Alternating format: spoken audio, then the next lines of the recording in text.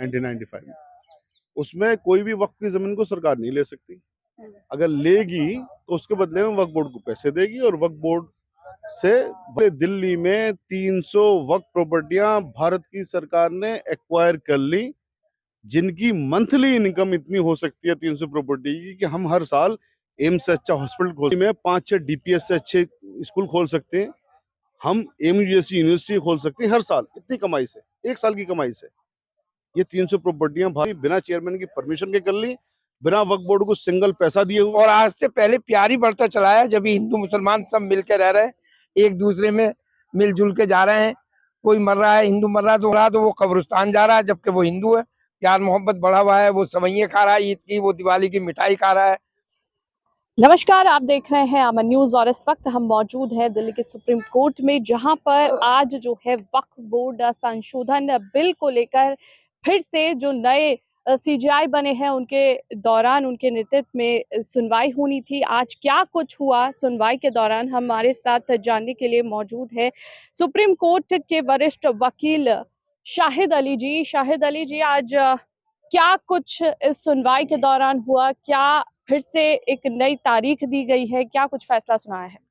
आज कुछ ज्यादा नहीं हुआ, सिंपली एडजन हो गया है 20 तारीख के लिए, क्योंकि नए सीजीआई साहब आए हैं। उन्होंने कहा जी मुझे भी कुछ वक्त चाहिए। कपिल सिब्बल साहब ने भी कहा कि मुझे भी 2 घंटे की बहस टाइम लगेगा बहस करने के लिए।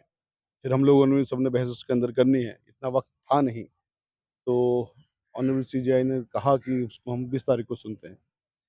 अब 20 तारीख को हमें उम्मीद ये है कि 20 तारीख से अगर इसकी विधिवत सुनाई हो गई तो ये फिर जल्दी ख़त्म भी हो जाएगा, क्योंकि इतनी लंबी चौड़ी चीज़ें नहीं हैं। तो पहली समाज जो होगी, पहली हियरिंग जो होगी, वो जो इंटरिम रिलीफ हमको मिला हुआ है उसी पर होगी कि वो कंटिन्यू रहना चाहिए या नहीं रहना चाहिए। हमें उम्मीद ये है कि वो कंटिन्यू रहेगा इंशाल्लाह, और उसके बाद में उसकी विधिवत सुनवाई होगी तो फिर ये एक्ट भी खारिज होगा।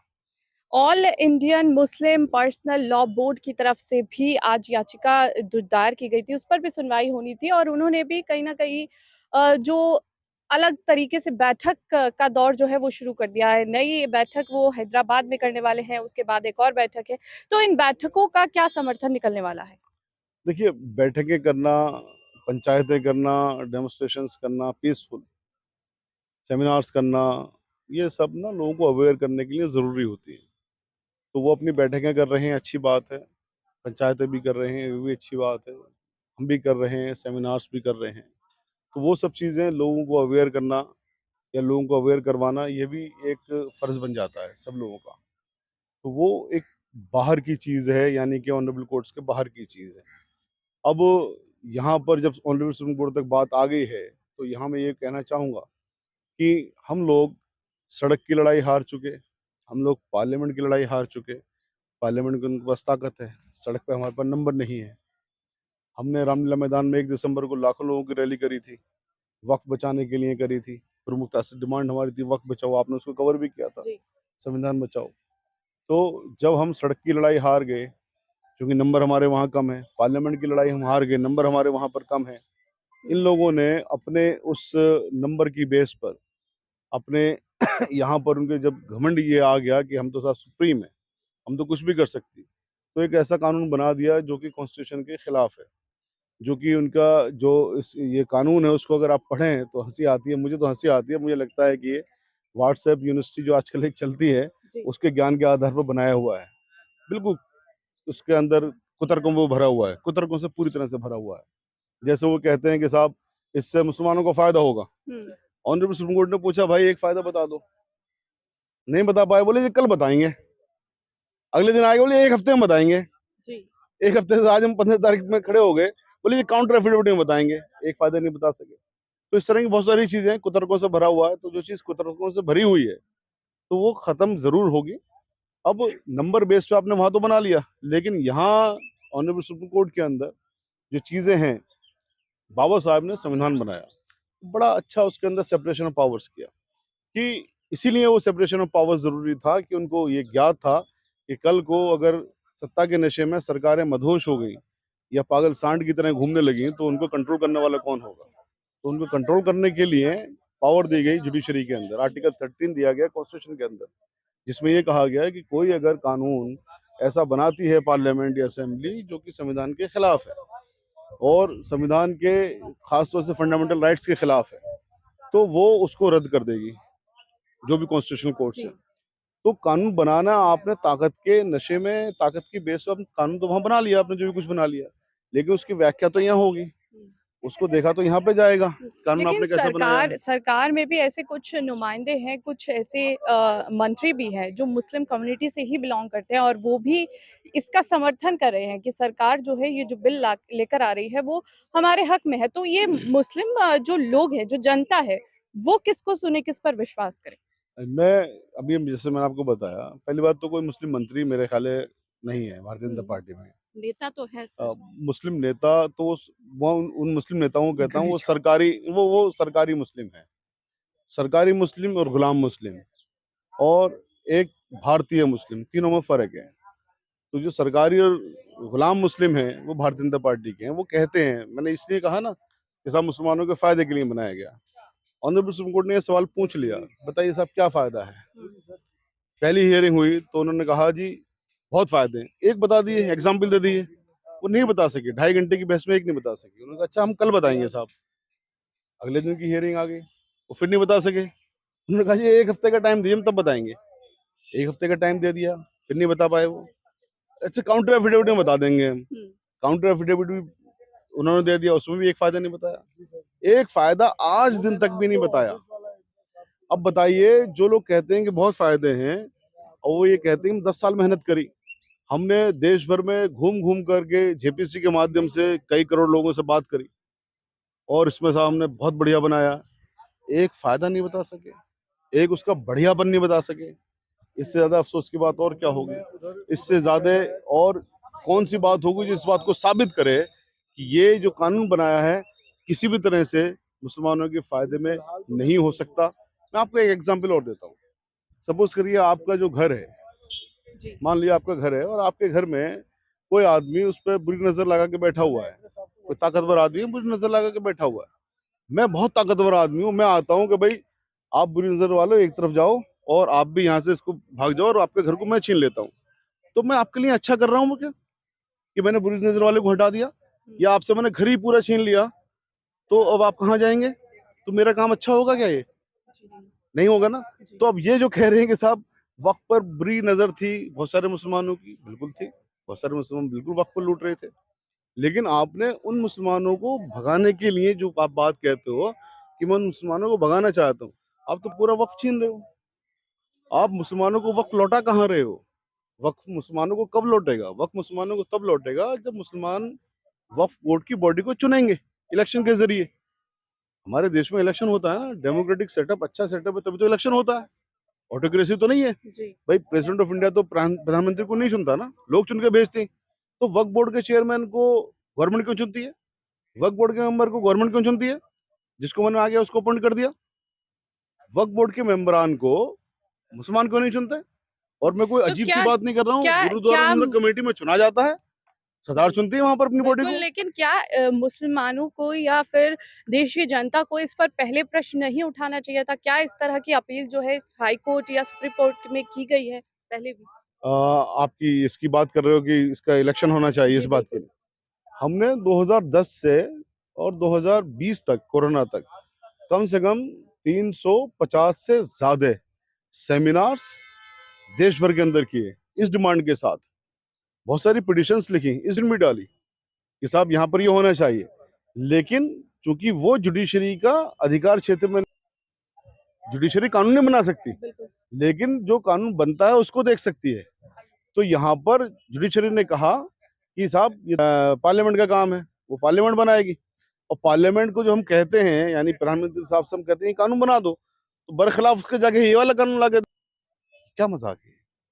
तो आपको कानून तो वो बनाना चाहिए था। आपने जो सवाल था कि साहब आपने पहले क्यों नहीं मांग करी, 2010 पहले कभी कोई मांग नहीं हुई, क्योंकि मुसलमानों को शायद पता ही नहीं था, क्योंकि मुसलमानों को दूर रखा गया वक्फ से। जो भी सरकार हमारे देश के अंदर रही, 1954 में जब वक्फ एक्ट बना, उसके बाद में 1964 में जो वक्फ का कानून बना, 1995 में बना, ये वाली जो मांग है कभी उठाई नहीं गई साहब, इसकी वक्फ का जो मैनेजमेंट है मुसलमानों को दीजिए, गुरुद्वारा। ये अनफॉर्चुनेटली नहीं हुआ। जबकि हमारी जो दूसरी माइनॉरिटी हिंदुस्तान के अंदर है, सरदारों की, उनको 25 जुलाई 1925 को सरकार नहीं चुनती उनकी बॉडी को, वो लोग चुनते हैं। जब वो कानून बना था तो 25 जुलाई 1925 को महात्मा गांधी का स्टेटमेंट है कि आज हम जंग आज़ादी की पहली लड़ाई जीत गए। जिनकी प्रॉपर्टी है उनको हक मिल जाए उसकी बॉडी को चुनने का। तो क्या लेकिन हमारे यही पास ये नहीं यही है। वजह है जो हमने दिल्ली सरकार में भी देखे, जो वक्फ बोर्ड के चेयरमैन दिल्ली सरकार में रहे, करते रहे हैं, देश को बेवकूफ बनाते रहे। देखिए, वक्फ बोर्ड का चेयरमैन की कोई पावर ही नहीं गुमराह कर ले। ये तो जो भी वक्त की सरकार होती है ना, जैसे दिल्ली में आज की डेट में भारतीय जनता पार्टी, तो वक्फ बोर्ड का चेयरमैन कौन था? कांग्रेस में मतीन साहब थे, वो मतीन साहब के कांग्रेस के एमएलए थे।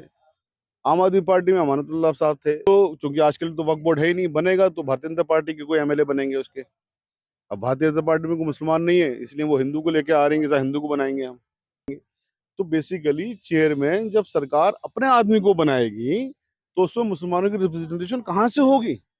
यही तो होता था। अब दफा 51 में आपको और एक मस्जिद एग्जाम के अंदर वक्फ एक्ट 1995 में, उसमें कोई भी वक्फ की जमीन को सरकार नहीं ले सकती। अगर लेगी तो उसके बदले में वक्फ बोर्ड को पैसे देगी, और वक्फ बोर्ड से दिल्ली में 300 वक्फ प्रॉपर्टियां भारत की सरकार ने एक्वायर कर ली, जिनकी मंथली इनकम इतनी हो सकती है 300 प्रॉपर्टी की कि हम हर साल एम्स से अच्छा हॉस्पिटल खोल में 5-6 डीपीएस से अच्छे स्कूल खोल सकते हैं। हम एमयू जैसी यूनिवर्सिटी खोल सकते हैं हर साल, इतनी कमाई से, एक साल की कमाई से। ये 300 प्रॉपर्टियां भाई बिना चेयरमैन की परमिशन के कर ली, बिना वक्फ बोर्ड को सिंगल पैसा दिए हुए कर ली, और वक्फ बोर्ड के चेयरमैन ने कभी उसको एतराज नहीं किया। यही मुसलमानों को मालूम होती कि भाई वक्फ बोर्ड का क्या उल्लंघन हो रहा है, एक भी प्रॉपर्टी किसी की मजाल छीन लेता। जी।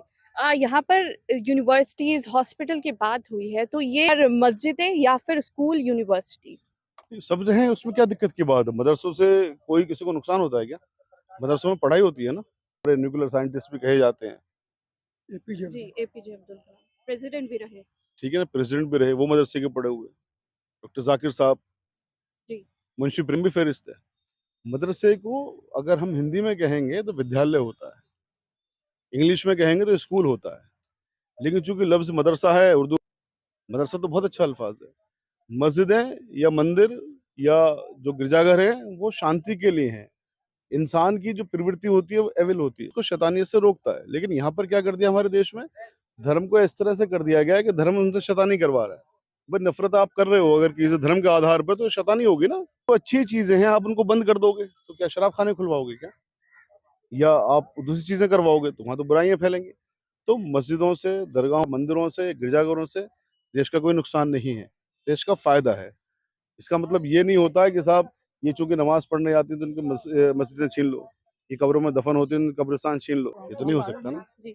अब ये सवाल आता है कि जिस तरह से डेट दी जा रही है, तो अटकलें ये भी है कि क्या इस मामले में और देरी सीजीआई, नए सीजीआई ने दिए है, उस पर सुनवाई होकर ये फाइनल एक वर्डिक्ट हो सकता है? नहीं, बिल्कुल तारीखें लगेंगी, उसमें और रिलीफ की बात है, उस पर फाइनल सुनवाई हमें उम्मीद है 20 तारीख को हो जाएगी।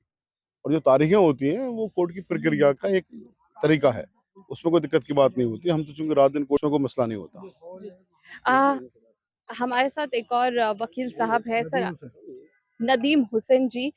आप क्या कहेंगे? भी बात कर रही थी, आपने कुछ सुना होगा, तो आपकी क्या राय है पूरे मामले को देखते हुए? आज फिर एक नई तारीख दे दी गई है। आज जो हुआ है, आज ये मैटर एडजर्न हुआ है, और चूंकि नए चीफ आए हैं तो उन्होंने अपना टाइम लिया है कि भाई हमें भी फाइल को पढ़ने के लिए टाइम हुआ है मैटर। और बाकी जो उम्मीद की बात है, जो वक्फ अमेंडमेंट बिल सरकार लाई है वो गलत है, इसीलिए उस पर स्टे हुआ है, वो इसीलिए उसे स्टे करके गए, वक्फ बाय यूजर स्टे हुआ। बाकी जो एडजुडिकेशन जितने भी 3 चीजों पे मेन उन्होंने स्टे करके, वो ये होनी है कि इंटरिम रिलीफ जो देके गए हमारे चीफ, उसमें आगे वो कंटिन्यू रहेगा या नहीं रहेगा, और हमें पूरी उम्मीद है वो रहेगा, और ये अमेंडमेंट एक्ट बिल्कुल खारिज होगा। के साथ यहाँ पर एक बुजुर्ग भी हैं, उनसे मैं जानना चाहूंगी, एक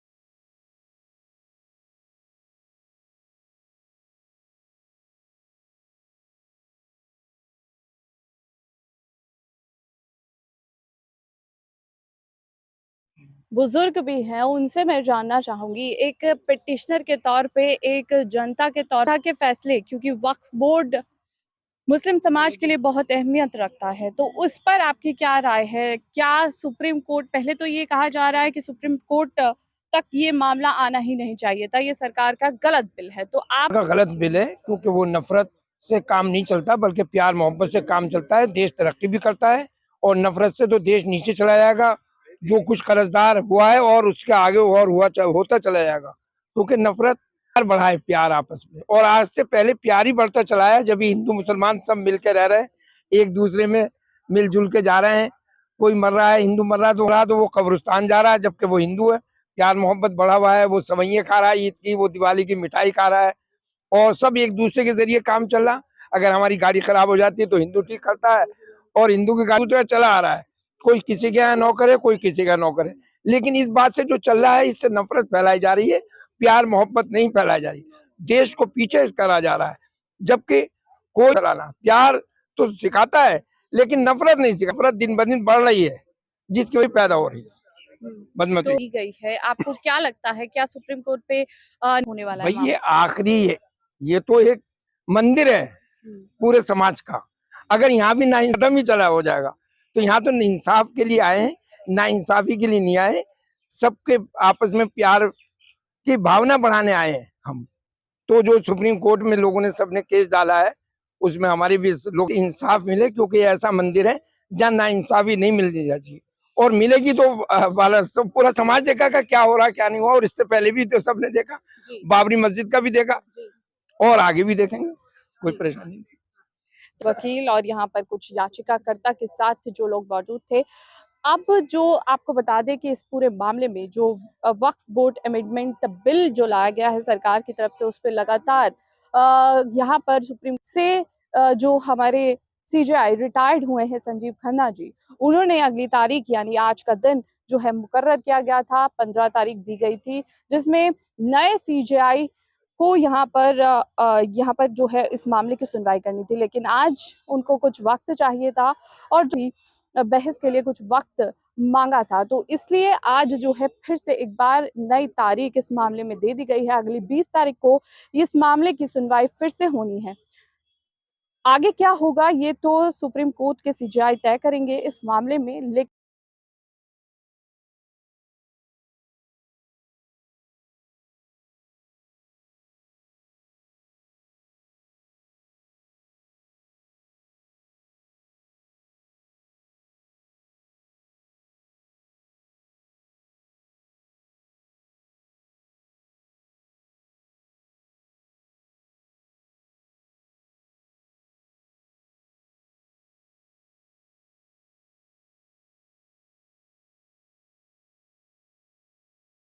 तारीख को इस मामले की सुनवाई फिर से होनी है।